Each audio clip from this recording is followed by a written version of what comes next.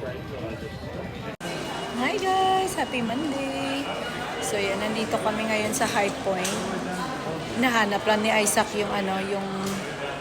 yung card shop na hinahanap nila ng daddy nila kasi naghahanap ng Pokemon cards. Kaya ito, so nandito kami sa mall and then we can have lunch.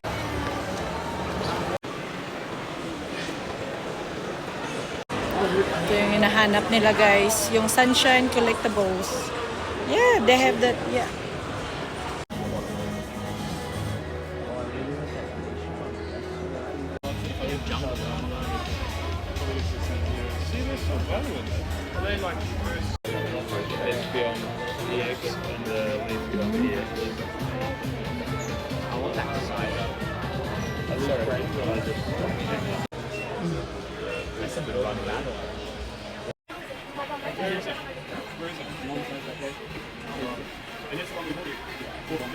I can't believe na yung mga presyo, like isang card lang 1,400.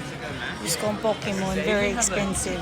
Yan, nagsastart na mag-collect ng Pokemon cards. Now, you're still deciding?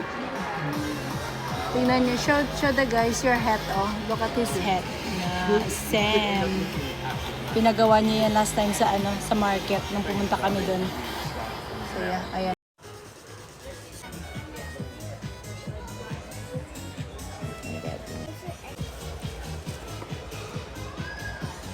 Yeah, good job.